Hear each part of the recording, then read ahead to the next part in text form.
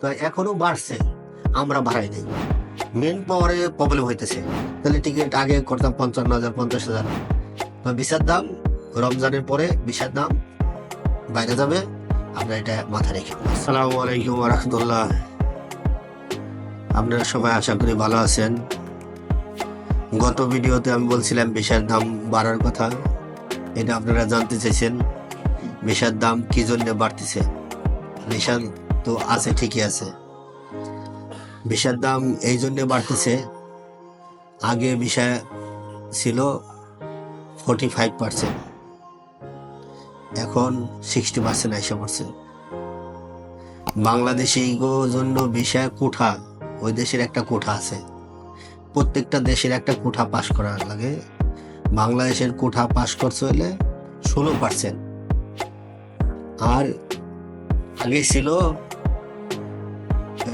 46%।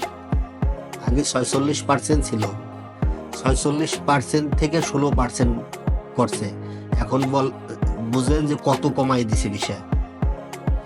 এই কারণে ভিসার দাম বাড়বে, কারণ ভিসা সংকট হয়ে যেতেছে। যে পরিমাণ ভিসা আমরা আগে পাইতাম, ওই পরিমাণ ভিসা আমরা পাইতেছি না, আমাদেরই পাইতে কষ্ট হয়ে যেতেছে। আর ছোট ছোট এজেন্সিরা যারা, এরা তো ভিসা পাবেই না, দিতেই পারবো না।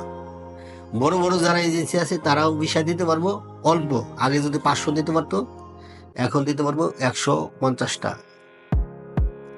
এই ভিসা সংকটের কারণে ভিসার দাম বাড়তেছে, এ হইলে একটা পয়েন্ট।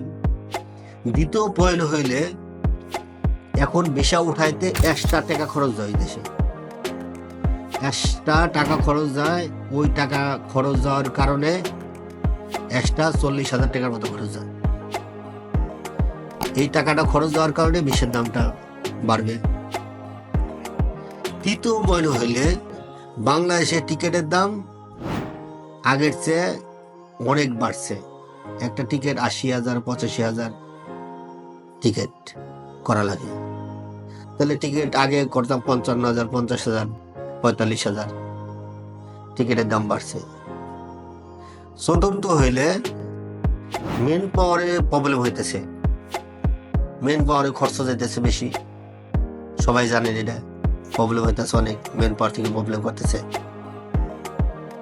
সব মিলে ভিসার দাম বাইরে যেতেছে।